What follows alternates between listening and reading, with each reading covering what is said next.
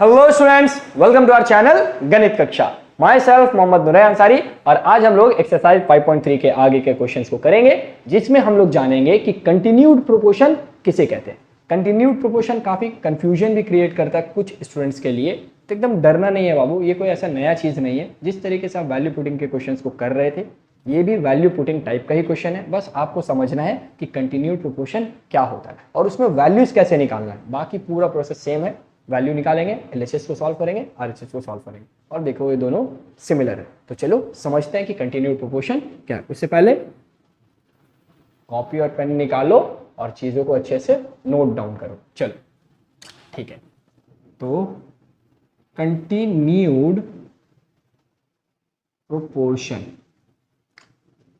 Continued proportion का मतलब क्या चीज होता है। देखो हम लोग बोले हम दो रेशियोज लिखते हैं। लेट्स से कि हम एक रेशियो लिखे हैं 2:3।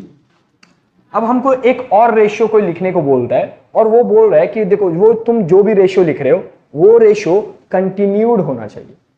कंटिन्यू का मतलब क्या चीज होता है कि एक चीज जहां पे खत्म हुआ अगला चीज वहीं से शुरू होना चाहिए। हम लोग ऐसे ही ना बोलते हैं कि देखो कोई भी, जैसे तुम सीरियल वगैरह देखते हैं तो सीरियल का एक एपिसोड जहां पे एंड होता है अगले दिन उसी जगह से तो शुरू होता है ना। जो स्टोरी चल रहा होता है उसी जगह से अगले दिन शुरू होता है। तो जो चीज, एक चीज जहां पे एंड होता है अगर उसी से दूसरे चीज का शुरुआत हो तो इस चीज को क्या बोला जाता है, कंटिन्यू। यहाँ पे रेशियो में भी वही बात है कि एक रेशियो जहां पे एंड होता है दूसरा रेशियो वहीं से शुरू होना चाहिए। तो ये रेशियो कहां पे एंड हुआ, 2:3, 3 पे एंड हुआ तो अगला रेशियो कहां से शुरू होगा, 3:4। जरूरी नहीं है कि सेकंड वाला हम 4 लेते हैं, हम 4 की जगह 5 भी ले सकते थे, लेकिन बोला कि एक और रेशियो लिखो जो और कंटिन्यू होना चाहिए। तो कहां पे से हम स्टार्ट करेंगे, ये एंड कहां पे हुआ, 5 पे। अगला रेशियो हम क्या लिखेंगे,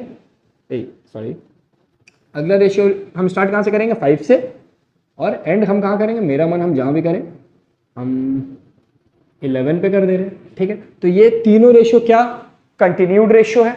तो देखना क्या चीज हम लोग को, जो एंड हो रहा है अगला वहीं से शुरू हो रहा है, एंड हो रहा है अगला वहीं से शुरू हो रहा है। समझ में आ रहा है। तो हम लोग किस तरीके से बोल सकते हैं कंटिन्यूड प्रोपोर्शन को। कंटिन्यूड प्रोपोर्शन के लिए एक टर्म आता है कि जिसका, इस चीज को हम लोग क्या बोलते थे, याद करो हम फर्स्ट क्लास में हम बोले थे, इस सबका नाम बताए थे। इसको हम लोग बोलते थे कंसीक्वेंट। कंसीक्वेंट इक्वल्स टू, इसको हम लोग क्या बोलते थे पहले वाले को, एंटीसीडेंट। तो जब एक रेशियो का कंसीक्वेंट दूसरे रेशियो के एंटीसीडेंट के बराबर होता है तब वो दो रेशियो क्या कहलाता है, कंटिन्यूड प्रोपोर्शन।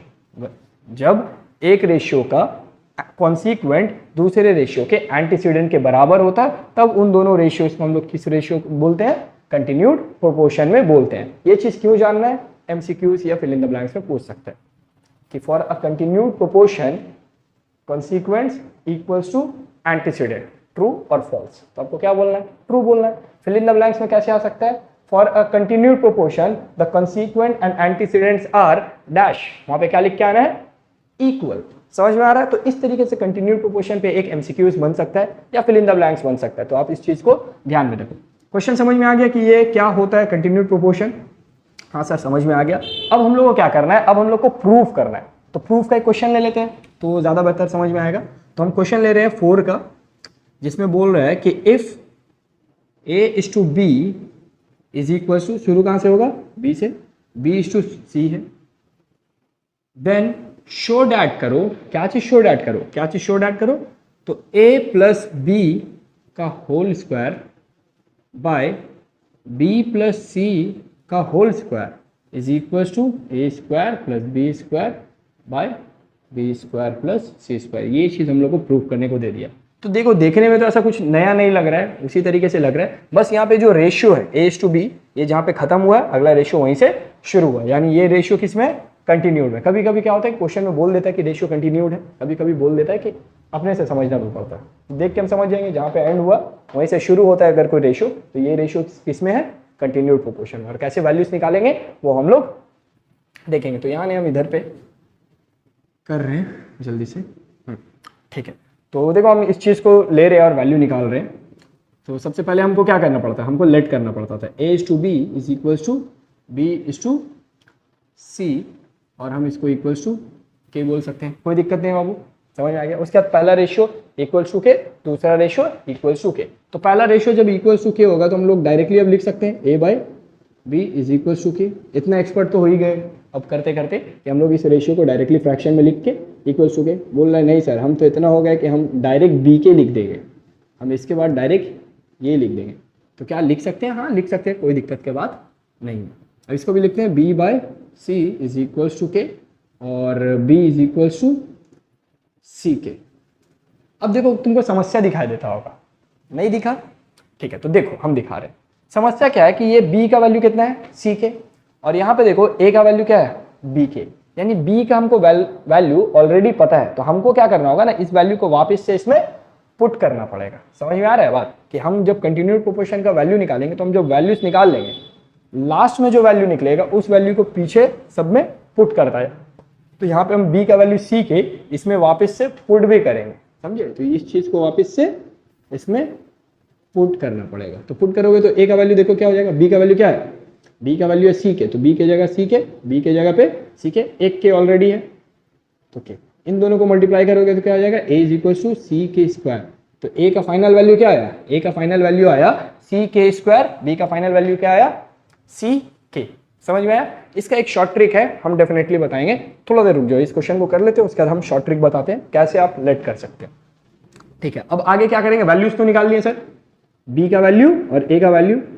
अब क्या करेंगे, अब हम लोग इस LHS को उतारेंगे, वैल्यू पुट करेंगे, RHS को उतारेंगे, वैल्यू पुट करेंगे। तो उम्मीद करते हैं कि जगह हो जाएगा, जगह का कोई तकलीफ ना हो हम लोग को। देखते हैं यहाँ पे, तो हम लोग के पास सबसे पहले LHS उतारते हैं, a प्लस बी का whole square by b plus c का होल स्क्वायर।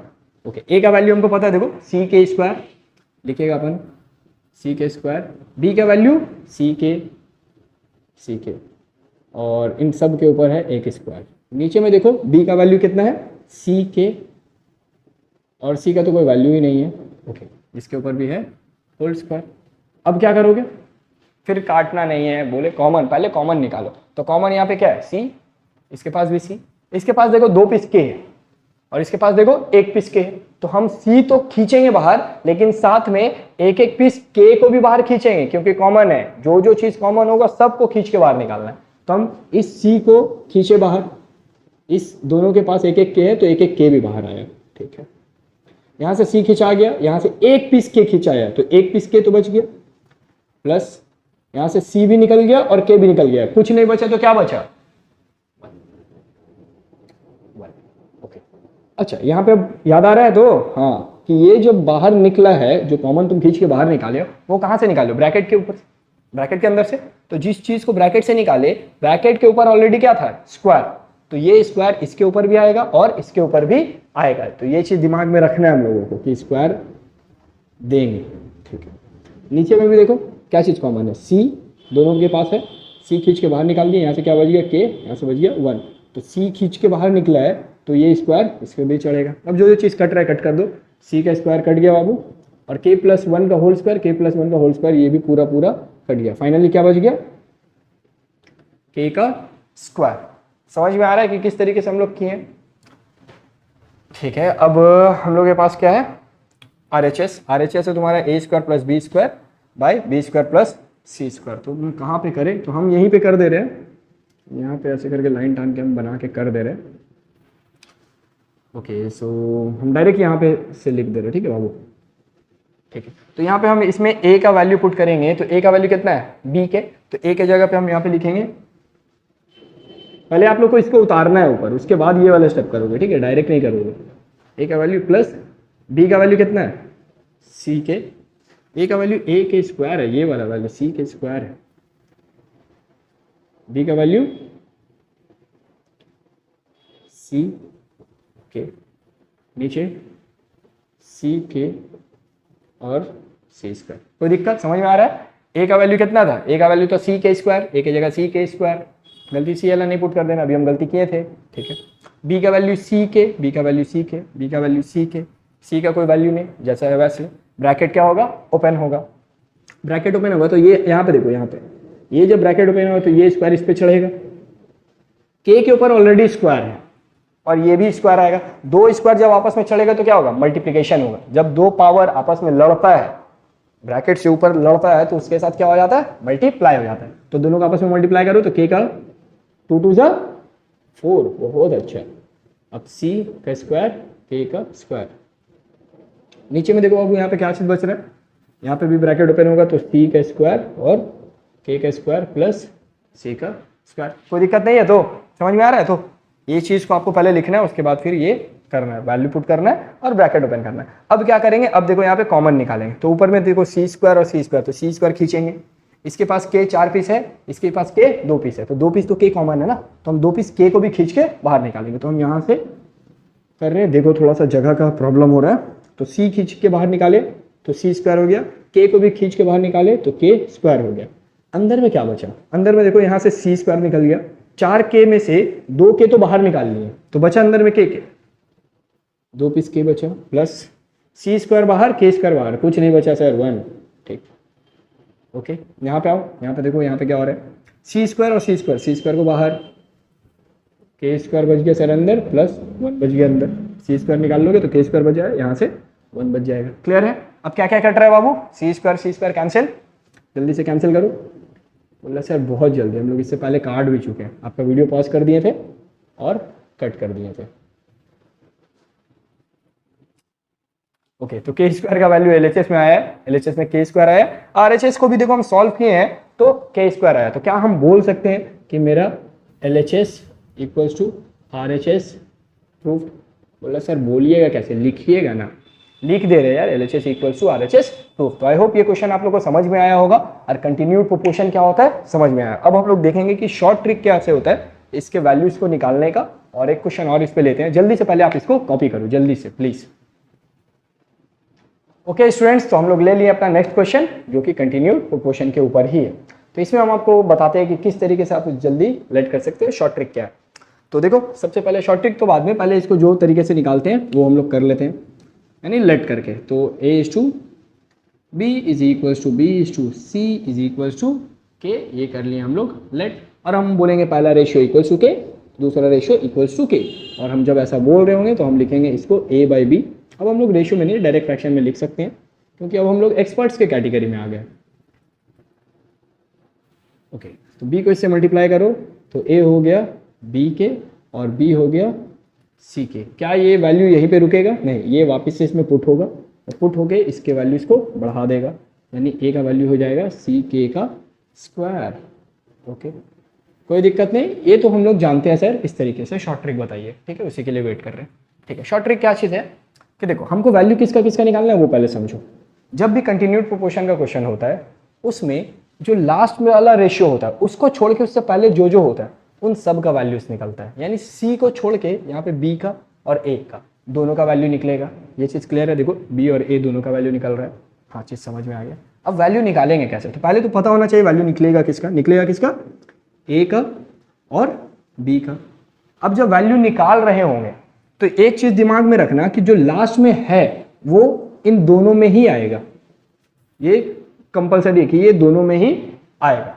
आने के बाद हम लेट क्या चीज करने वाले थे, हम लेट करने वाले थे के, जो चीज आप लेट करने वाले थे वो चीज इसमें एक एक करके बढ़ा दो। तो लास्ट में के दो, नीचे से बढ़ाना है ऊपर से नहीं, नीचे में हम के दिए, ऊपर में क्या देंगे एक बढ़ा देंगे, यानी के स्क्वायर देंगे, और यही हम मेरा लेट हो जाएगा। समझ पाए हम क्या चीज बोले इसको। सबसे पहले हम क्या किए कि हमको समझना है कि वैल्यू किसका किसका निकलेगा, लास्ट को छोड़ दो, बी और ए दिखा तो बी और ए का वैल्यू निकलेगा बाबू, ठीक है। उस वैल्यू जो भी निकलेगा उसमें लास्ट वाला कॉमन होगा, लास्ट वाला निकलेगा ही, दोनों में आएगा, वो लिख दिए। उसके बाद जो चीज़ हम लेट करने वाले थे उसको नीचे से एक एक करके बढ़ा देना है। तो सबसे पहले के, फिर के स्क्वायर, अगर ऊपर कुछ और होता तो उसमें के क्यूब लिखते, और होता के 4, और होता के 5। इस तरीके से हम लोग कंटिन्यूड प्रोपोर्शन में जल्दी वैल्यू निकाल सकते हैं, ठीक है। एक और देखो इस तरीके का क्वेश्चन देखो, ये एग्जाम्पल के लिए हम दे रहे हैं, ठीक है। तो एग्जाम्पल के लिए क्या है कि मान लो a इज टू बी है, b इज टू सी है और c इज टू d है। तो ये आपका 3 रेशियोज हो गया।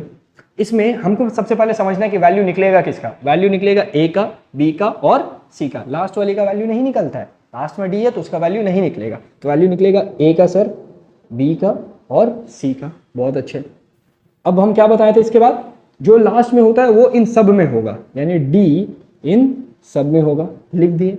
उसके बाद आप लेट क्या करने वाले थे, इन सबको लेट करते हैं हम लोग के, तो के लेट करते हैं ना, तो नीचे से एक एक करके के बढ़ा दो, यानी यहाँ पे 1 के, यहाँ पे 2 के और यहाँ पे 3 के। इस तरीके से हम लोग क्या कर सकते हैं, किसी के वैल्यूज को लेट कर सकते हैं। तो क्या ये चीज करना सही रहेगा? ऑफकोर्स सही रहेगा, ऑफकोर्स ऐसे ही करना है। अगर आप समझ पा रहे हो तो आप इस तरीके से वैल्यूज को लेट करो, क्योंकि ये आपका टाइम सेव करेगा। और माध्यमिक में आप 3 घंटे में आपको पूरा पेपर कंप्लीट करना है। कैसे करके होगा अगर ये सारी चीज़ों को हम लोग नहीं करेंगे?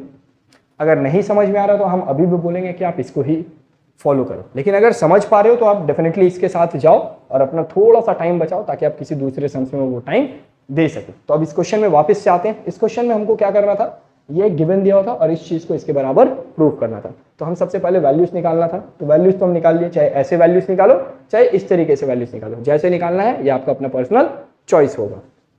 उसके बाद अब क्या करेंगे, जो वैल्यूज निकल गया उसको एलएचएस में पुट करेंगे, जो करते आए वैल्यू पुटिंग में। वैल्यूज पुट करो फिर आरएचएस में पुट करो, देखो दोनों साइड सेम आता है या नहीं आता है।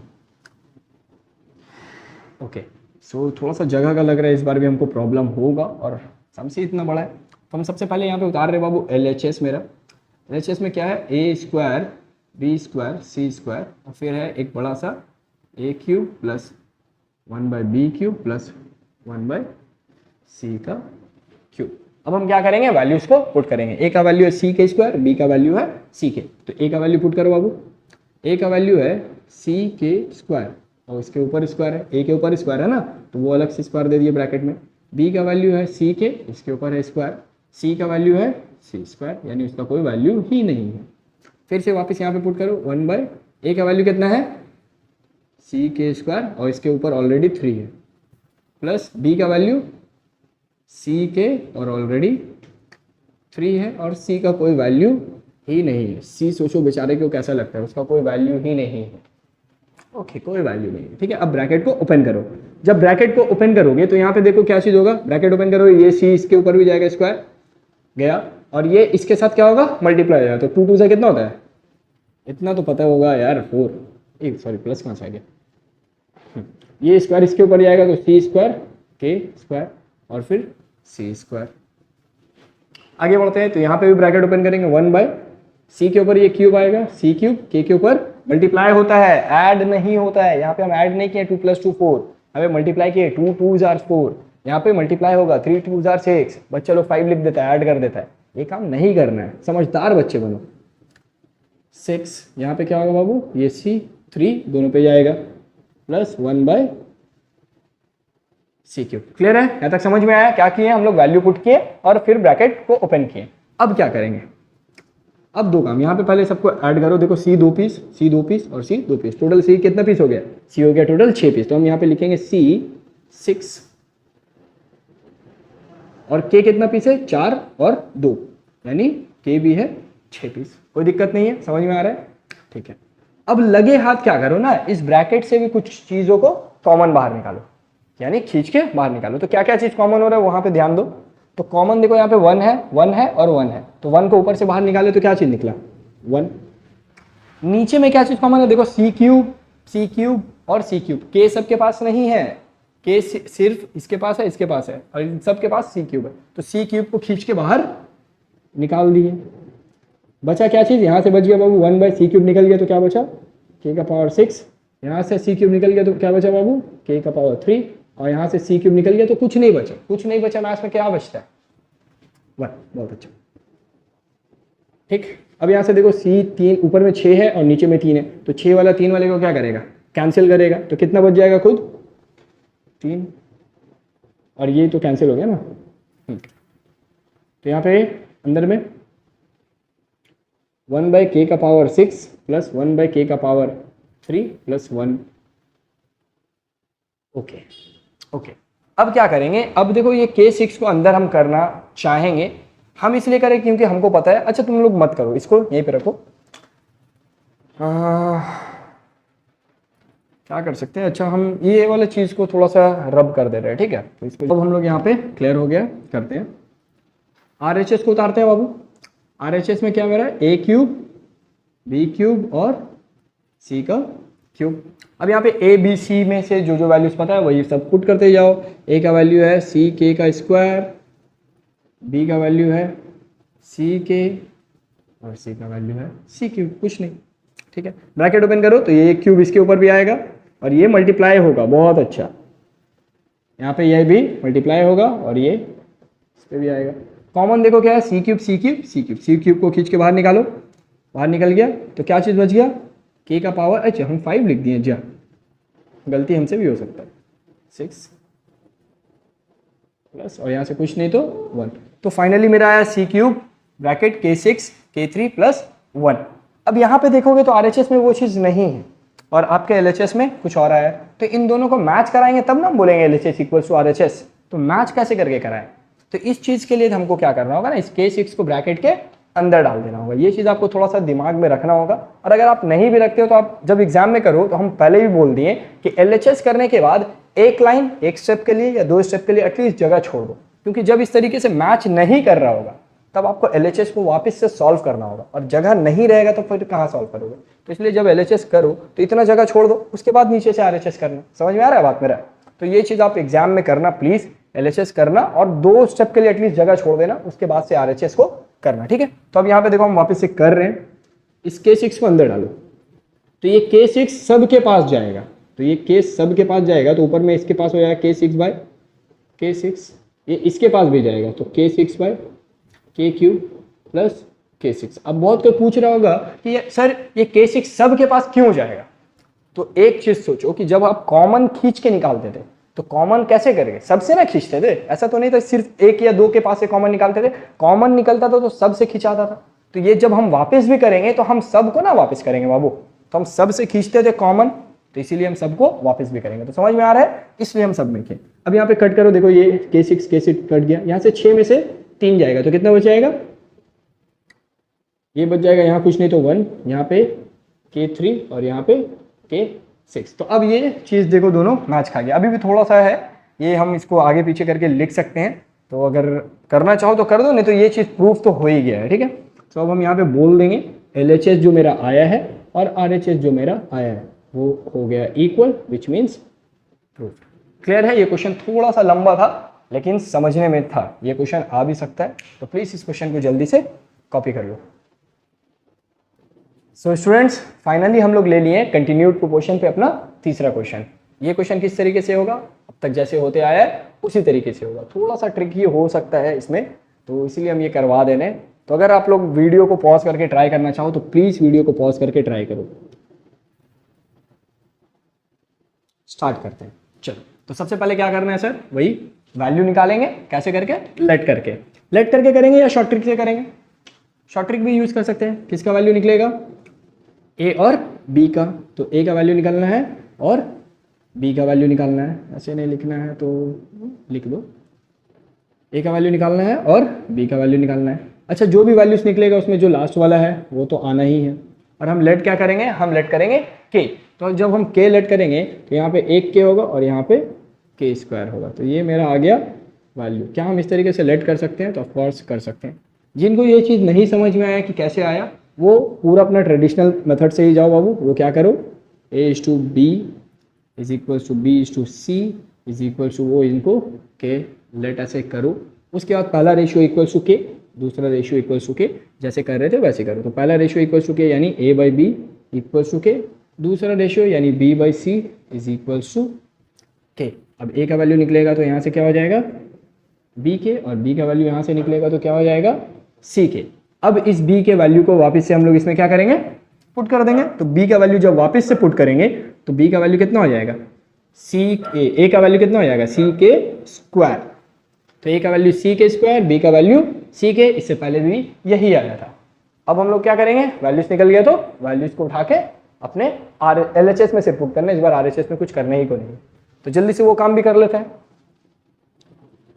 तो सबसे पहले LHS अपने उतारो, काफ़ी बड़ा LHS है, ABC a plus b plus c whole cube by AB plus BC plus CA का होल क्यूब। ओके, वैल्यूज किसका किसका पता है, a का और b का, जल्दी जल्दी पुट करो। a का वैल्यू कितना है बाबू, c के स्क्वायर, b का वैल्यू कितना है c के, और c का वैल्यू तो सिर्फ c ही है। अंदर में भी वही काम करेंगे। तो a का वैल्यू है c के स्क्वायर, b का वैल्यू है सी के, और सी का वैल्यू है सिर्फ सी। ठीक है, अब यहाँ पे क्या करेंगे, ए का वैल्यू पुट करेंगे जो कि है सी के स्क्वायर, बी का वैल्यू है सी के। यहाँ पे आओ, यहाँ पे देखो बी का वैल्यू कितना है सी के, बी का वैल्यू कितना है सी के, और ये सी जैसा है वैसे सी का वैल्यू तो है नहीं, और ए का वैल्यू कितना है सी के स्क्वायर। समझ में आया हम क्या किए, यहाँ पे देखो ए का वैल्यू था सी के स्क्वायर सी के, बी का वैल्यू डॉट देके फिर सी के, सी का वैल्यू नहीं था वैसे लिख दिए। अंदर गए, अंदर में भी ए का वैल्यू सी के स्क्वायर, बी का वैल्यू सी के और सी। लास्ट में यहाँ पे भी क्या किए, ए का जो वैल्यू था सी के स्क्वायर और साथ में बी भी है तो बी का भी देखो हम वैल्यू पुट किए। फिर यहाँ पे बी का वैल्यू और सी का वैल्यू नहीं था वैसे रखे, फिर यहाँ पे सी का वैल्यू नहीं था लिखे और ए का वैल्यू था सी के स्क्वायर लिखे। समझ में आ रहा है चीज़ को वैल्यू कैसे पुट किए, ध्यान से करना, आराम से, हड़बड़ाने का कोई ज़रूरत नहीं है। ओके, अब क्या करेंगे इन सबको मल्टीप्लाई, तो सी 1 पीस 2 पीस और 3 पीस, तो सी हो गया 3 पीस, के 2 पीस और 1 पीस, तो के भी हो गया 3 पीस। यहाँ पे देखते हैं, तो यहाँ पे तो कुछ नहीं हो रहा है, यहाँ पे डायरेक्टली हम लोग क्या कर सकते हैं, लगे हाथ कॉमन खींच सकते हैं। तो कॉमन में देखो सी, सी और सी, तो सी को खींच के अंदर से बाहर निकालेंगे तो ये सी बाहर तो आ जाएगा, लेकिन साथ में अपने क्या ले आएगा, ये 3 भी लेके आएगा ना, क्योंकि ये ब्रैकेट से आ रहा है और ब्रैकेट के ऊपर क्या है, अच्छा ये सी तो बाहर निकल गया, सी बाहर निकल गया। अच्छा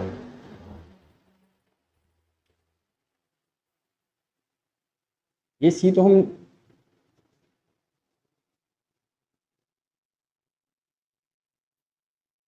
मत दो अभी 3, तो सबसे पहले सी निकल गया, यहाँ से भी सी निकल गया, तो क्या बचा बाबू के, और यहाँ से कुछ नहीं तो 1, क्यों ये सी अंदर से निकला था, तो ब्रैकेट के ऊपर में क्या है 3 है, तो इसके ऊपर भी क्या आएगा 3 आएगा, इसलिए हम पहले बोले मत दो। ठीक है,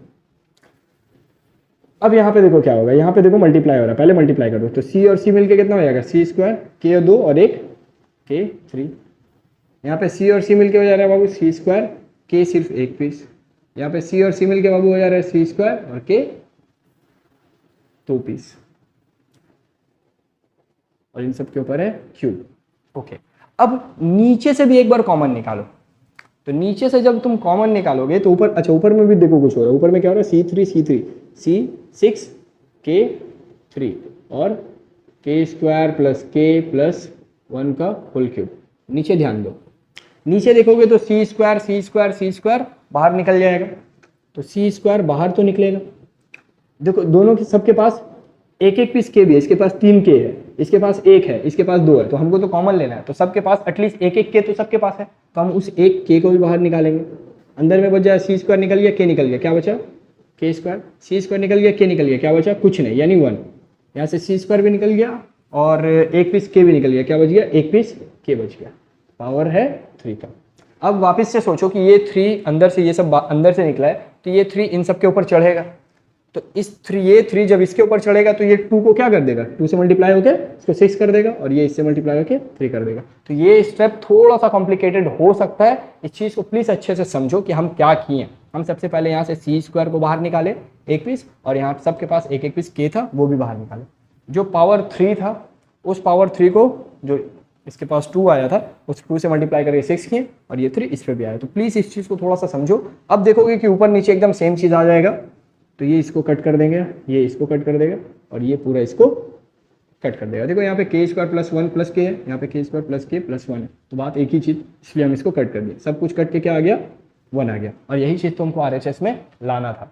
तो LHS को सॉल्व किया और RHS मेरा आ गया, तो हम बोल सकते हैं कि मेरा जो LHS है वो मेरा बराबर है RHS के। ये चीज़ हमको करना था prove, and I proved it. तो थोड़ा सा ये क्वेश्चन हो सकता है कि कॉम्प्लिकेटेड हो, तो आई होप आपको ये क्वेश्चन समझ में आया होगा, और आपको ये सब क्वेश्चन को एकदम जम के प्रैक्टिस करना है और अपने आप को इसमें एकदम एक्सपर्ट बना लेना है, क्योंकि यार ये सब चीज़ अगर अच्छे से समझ के चलोगे तो आगे जो भी क्वेश्चन हम लोग कर रहे होंगे वो चीज़ बहुत अच्छे से क्लियरली आप लोग को समझ में आएगा। और ये रेशियो का जो चैप्टर है, जो स्टूडेंट्स को डर लगता है कि इतना बड़ा चैप्टर है कैसे होगा, वो आपका काफ़ी अच्छे से कंप्लीट हो जाएगा। समझ में आ रहा है? तो बार बार चीज़ों को अच्छे से प्रैक्टिस करो और इन सारे चीज़ों को अच्छे से नोट डाउन करो और पढ़ाई लिखाई एकदम अच्छे से करते रहो। तो आप लोग पढ़ाई करते रहो। All the very best.